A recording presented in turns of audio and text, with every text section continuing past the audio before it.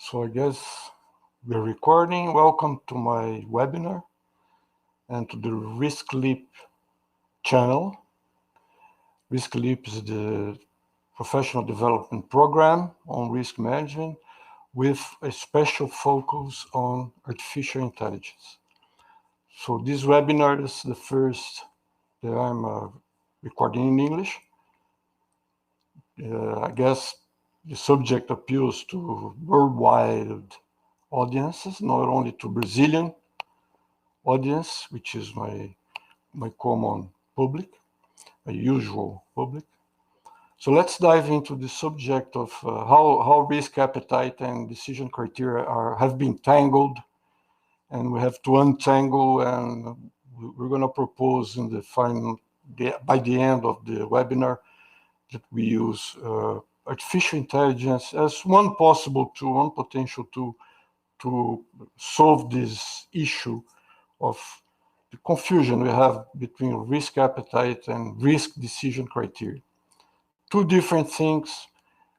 Many people believe it's the same thing. Let's try to prove it's not. Okay, so let me share my screen. It's going to be under an hour, or about close to an hour. Very well. Risk Leap is a training program, but it's more than that. It's a series of events, webinars and courses that all around the risk management and compliance and internal auditing, common issues. Risk appetite, of course, is one of them. So let's dive into the subject. There we go. So we have a big confusion on what's this and what's this, and there is a very big controversy in the risk management world about do we need risk appetite as a concept? Let's talk about that. So we're gonna look at the state of affairs regarding risk appetite and decision, how to untangle, how to do things in a correct scheme, and the path forward. Basically, I'm going to talk about tools that you can use to improve the situation. Risk appetite and decision criteria are an answer to a problem that both COSO and ISO 31000 tried to respond to, which is how do people in the organization know how they make decisions about a risky situation. That's the problem that we wanted to solve. So the standards said, okay, you must have a risk criteria. That's the term used by ISO 31000. And COSO, which is more accounting and internal auditing type of organization, created to deal with the laws about financial statements in the United States, but this became a worldwide interest because of the SOX, Sarbanes-Oxley law, which any company that has stock in the New York Stock Exchange has to comply to. So the answer that these standards gave were simple. Maybe COSO had a more detailed walk-through path for solving the question, how do you make people understand how to make decisions in a risky situation, which is the problem, but simple sometimes is wrong. So that's what happens with the current situation. That's why we have this situation. And there is a famous phrase by Mencken, said that for every complex problem, there is an answer that's clear, simple, and basically wrong. That's the issue we have here. So this is a large picture of our state of affairs. I'm going to describe very briefly and then go into a little more of my opinions. I'm not trying to be very didactic here, so it's basically my opinion. COSO, the commission of the sponsoring organization of the Treadway Commission. It's an entity formed by United States government with accountants, internal auditors, risk people, and they created this concept of risk appetite, saying that you must have 3 layers of specifications of how to make risky decisions in a company, in a certain organization. They call also this the tone at the top. This means a set of documents that give direction to people how to proceed. Consultants appropriated that and created a bunch of tools that are very controversial, that they dominate the current landscape on risk management. They're very, very controversial. I am pretty much against these three tools here, which is the risk register, the risk appetite or risk assessment criteria, and the heat map. And then you have a decision criteria that comes from this. So basically what consultants did, they said, oh, you gotta have a statement, a brief statement, then you go to do an inventory of your risk based on an assessment criteria. You give colors or qualitative scores to each risk, and then you plot each risk here in a heat map. And this is the current state of affairs. And then you put some table with decision criteria based on the risk appetite, which was by this time it's completely forgotten. It's just a piece of paper here sitting in the side here. Okay, so what COSO really wanted to convey is the need to have a detailed criteria, or they call risk tolerance documents, and I'm going to show this in a minute, that teach people how to deal with risk in a more technical, detailed, specific condition. So COSO said that nobody applies that. So this is kind of forgotten here. This is why you have the arrows here a little bit in the gray, light gray color here. So let me go to my sketch wall original drawing here. I didn't draw anything, that the software did, of course. So this is COSO. They have a guideline where they explain you have appetite, then you have tolerance, then you have indicators. I don't agree with that. Basically, that's why I have this question mark here. I believe this is not like 3 layers. This is much more integrated than it looks in the picture, but it's okay. I mean, you have something that's more towards the qualitative and vague and like a direction kind of thing. Then you have tolerance, which is something more specific, more risk focused, like is shown here. And then you have indicators that help you to express the tolerance. So this is the appetite, this is the tolerance.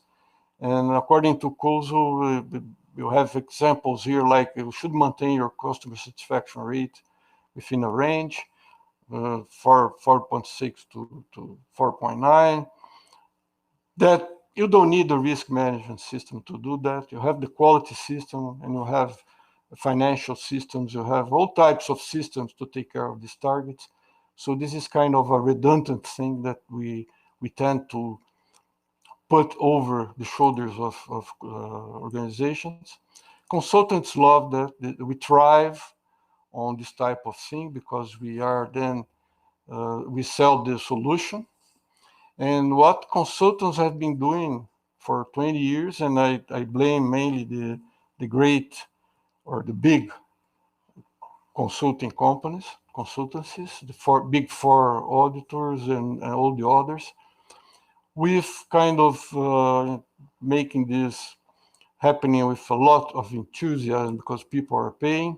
I do the same. I can't escape this maze, this labyrinth here. What I should be doing is helping company build a risk appetite statement just for the sake of it, just for compliance. And then we should really focus on the risk tolerance side, on the specifications for risk, make sure that they are accessible, readable, and people have a good understanding of them. And they are very much dependent on indicators. That's why we have this in the side here. And it's updated. It's dynamically connected to operational and financial plans. So this is what I should be doing. Just me check here if we are recording. Okay. Yes. Back in my sketch here. So I should be doing this. I should help companies to place indicators. And it doesn't need to be a special dashboard or kind of. It could be the current system. You just have to figure out which indicators help me to establish risk tolerance. And this could be limits, thresholds, controls, anything that tells people ex ante, which is before the situation, how to proceed, how to deal with a risk. So of course you have obvious examples like a product specification, for example, is a very good example of risk tolerance. You have a threshold above that. For example, percent of contaminants, you should stop production, and you should tell management about it, and you should not produce one single gram of product anymore. This is a risk tolerance. Well, it is a quality spec. Yes, it is a quality spec, but okay, it's redundant. Yeah, but you should tell people what to do then in such a situation. It could be the quality instruction. It doesn't need to be it doesn't need to have a risk thing in the label or something like that. But we forgot this. We presume that the company has this situation under control. We say, okay, for risk management system, what we're going to do is we're going to have a risk appetite proxy. So this is just a policy, a piece of paper without any use. We're gonna do a risk assessment criteria, which is a table. This is an example coming from a very respectful organization, just issued now in January 2023. It's the International Labour Organization, ILO, excuse me. And it's a guide for all associations that are connected to ILO. It's very recent, very respectful. So it's a real thing.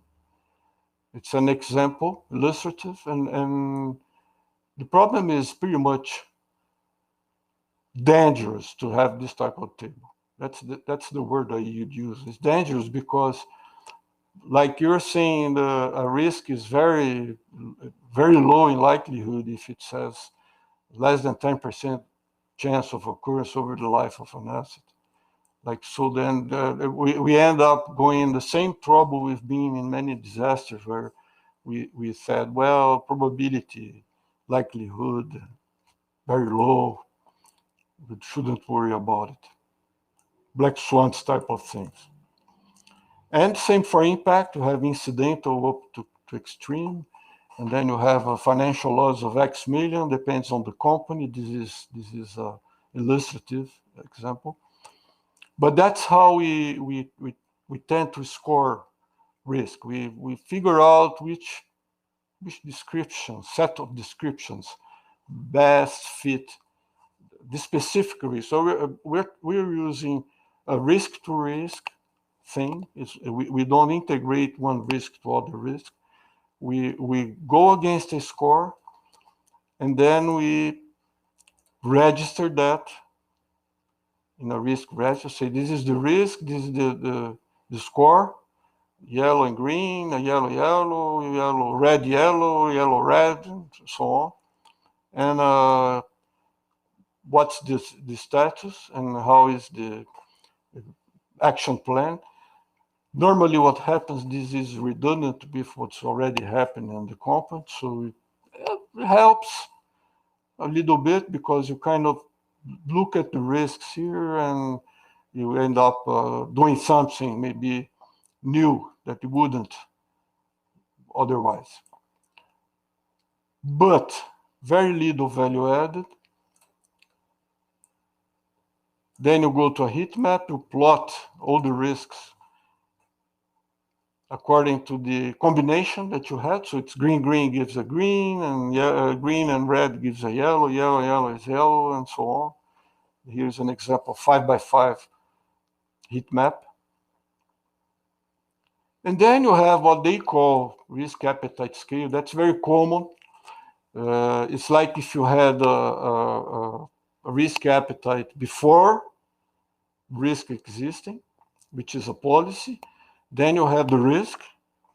You figure out, identify the risk, then you assess it, and then you say what to do. What is our decision appetite?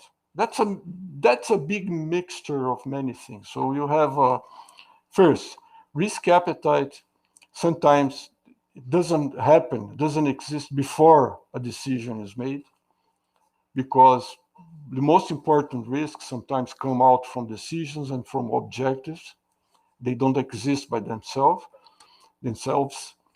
because risk is something that happens when you're doing something, and if you're making a decision right now, risk is happening now, not before. And all the events that you can list and put in a risk register are already known, and they are under the domain of the company's control. So putting up a big system for this is kind of a redundancy most of the time. And the risk appetite scale doesn't help any decision. I never seen someone consult or being supported by a table, generic table. Plus, you have the very big mistake of using a fixed scale here for likelihood and impact. The same scale for any type of risk. So you try to put some words here to help go around this kind of situation, but really what you're doing is saying you have this risk, you have just one score, you don't have a mixture of scores, because the risk has one likelihood and one impact.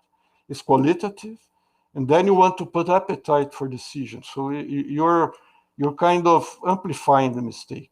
It's a big technical mistake. What happens is, when you have a manifestation of the risk, an event happens, and people get killed, like the Boeing 737 accident, and the Brumadinho and São Marco dam collapses from Vale. What happens is the management, the big top guys say, I didn't know. People told me it was yellow, or even worse, it was yellow, so they never communicated me. I never knew about it because it was very low probability, or they said the impact was low. It's like the Silicon Valley Bank. Well, the impact was not discussed. We never thought that the clients would go after their deposits, like in a panic, like a stampede. So we never really understood the impact. So, and I'm not sure what the judicial systems of Brazil, United States, and Germany and Switzerland and everything, how do you judge these executives? I think it's they're just finding a good defense case using other people's mistakes, technical people's mistakes. This is a big fumble. We're mixing appetite, which shouldn't even be a concept for a standard like COSO. That's why ISO 31000, in my opinion, correctly doesn't use it. ISO 31000 uses risk criteria, which is basically a conjunction of appetite and tolerance. But its risk criteria is a guideline for known risks, risks that are under the control domain of the company, like accidents, like fraud, like things that we know they happen, like a regulation violation, and give some kind of guideline, preferentially quantitative numbers, like in COSO examples, where you would say, I'd like things to go like this, or under this limit, or above this limit, or in this threshold, and I want to be communicated. So you shouldn't make decisions that violate this basic criteria. That's why it's called risk criteria. You don't need risk appetite, risk tolerance, and then you have indicators. You don't need this. It's just criteria. And you need to make criteria go to people, be accessible, be readable, be understandable, easy to interpret.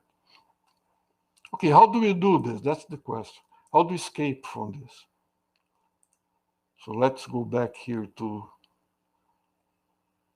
see if my camera is still working. Yes, everything seems fine. Go back to my PowerPoint. This is the state of affairs.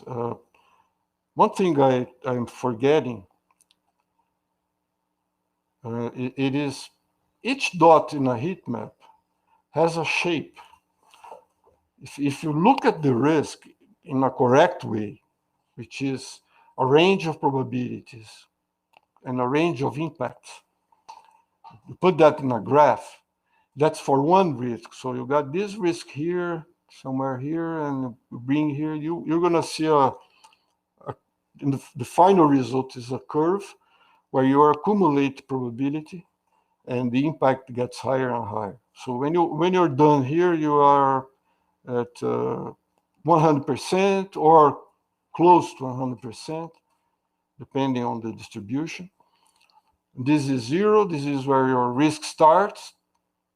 Then it accumulates. Then you say, okay, if you want to know what is the impact here, you're not talking about this point here. You're saying that the integration of this, what you will use in calculus, which you don't need to study anymore. But what the curve is saying is you have certain probability here that your impact is going to be up here, up to.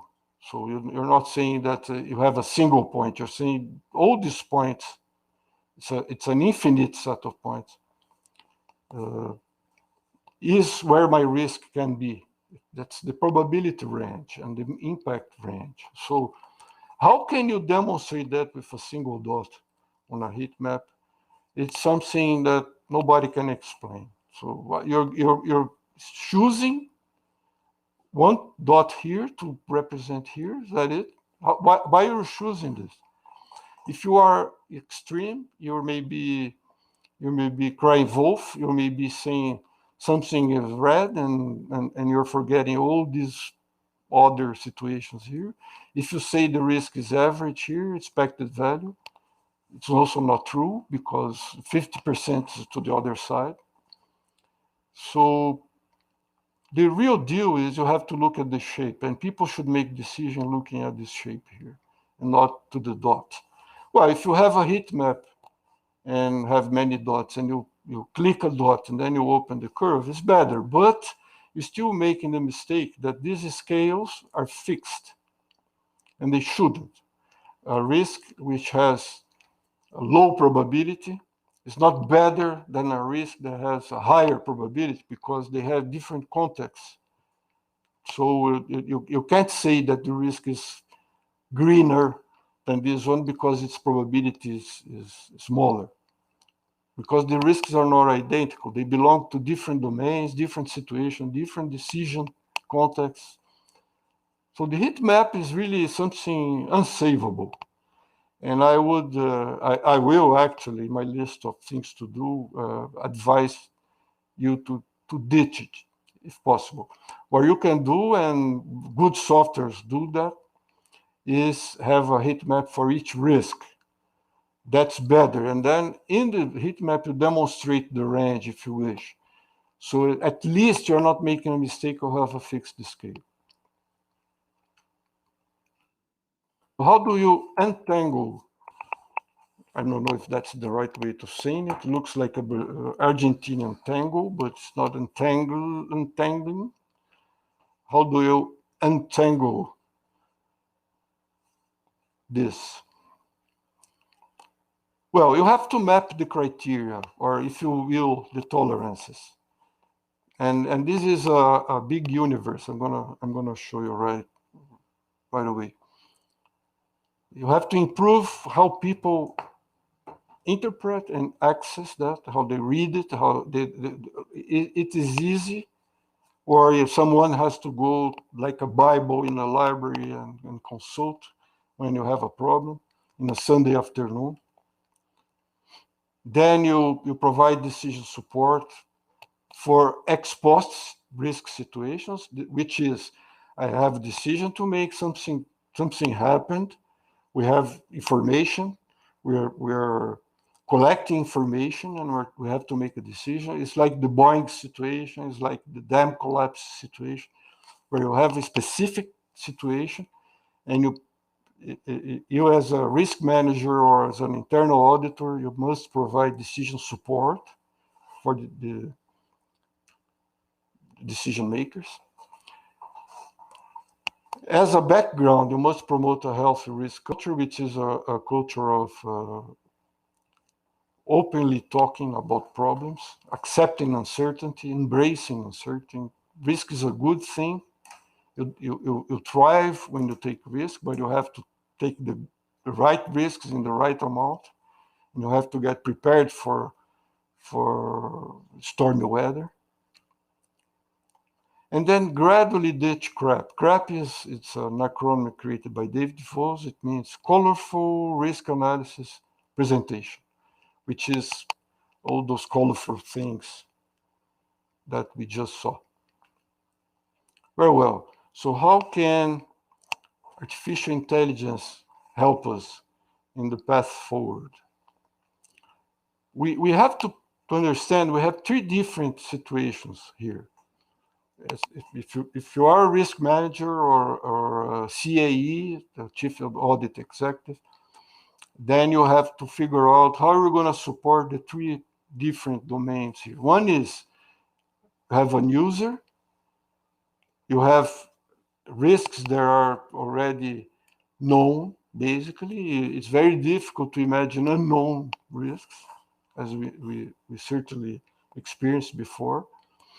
You have known risks, things that happen in a company, like, the machine can stop and then we're going to end service for the consumer, for example, or you may have a fire in the storage area or something like that.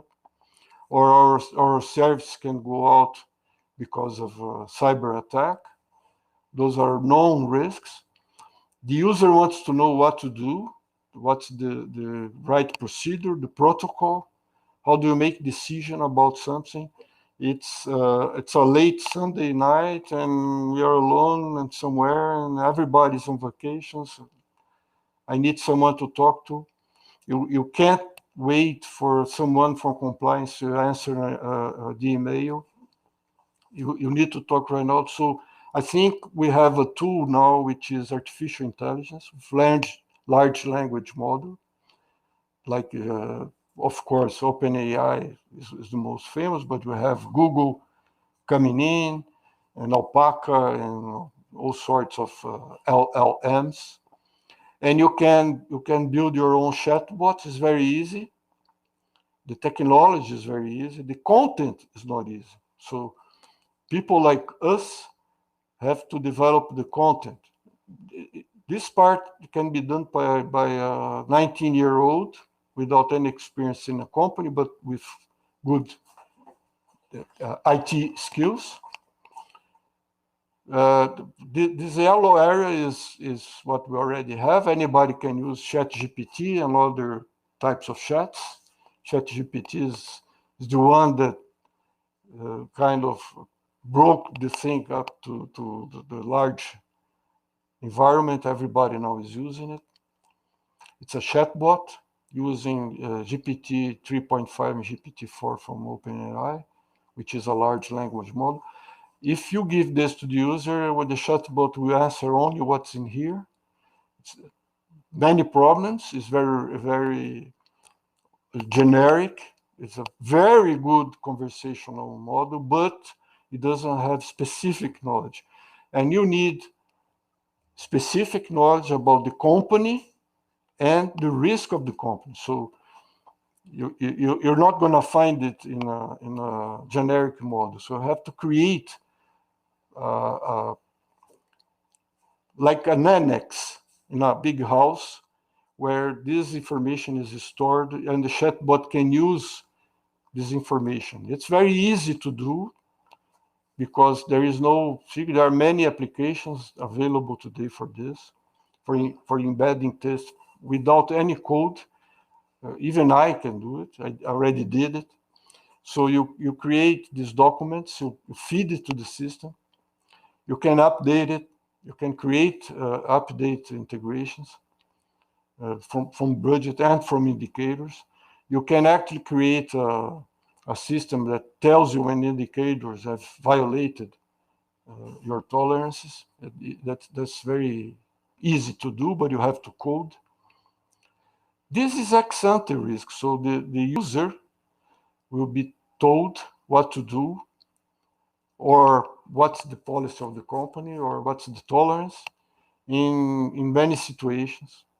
It will tell the user the degrees of freedom, what should not do, who to call, etc.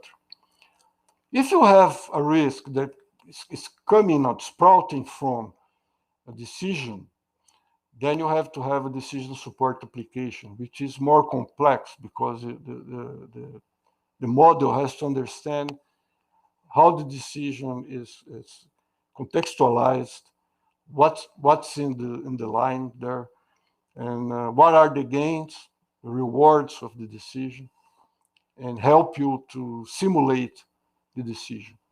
And so you cannot do this with simple applications.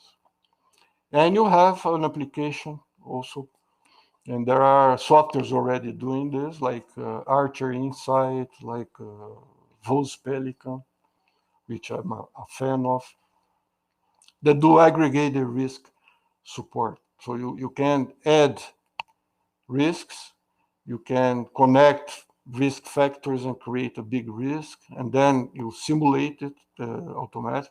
Or you can use an Excel add-in, such as at risk, model risk, and others, and you can do like a project risk in Tamara application, for example. This is aggregated risk. It's a way to simulate how risks interact with each other and give you a whole picture of for an objective or for a project or for a decision. So these things are more complex. So I would first tackle what we know and what's already written in laws, specs, and targets, so on.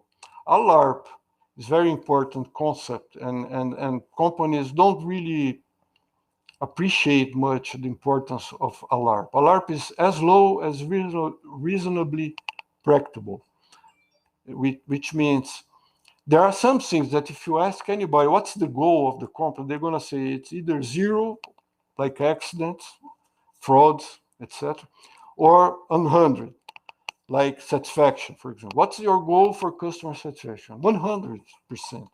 Yeah, but what's your reality? Well, my reality is the last 3 years we had 70% satisfaction. So, okay, why don't you use this as a threshold, as a point where beyond that you communicate, or you stop what you're doing, or you do something. So we call this ALARP target. It's used for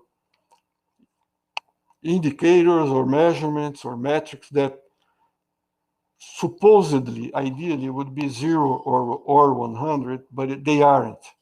So it's kind of a reality target.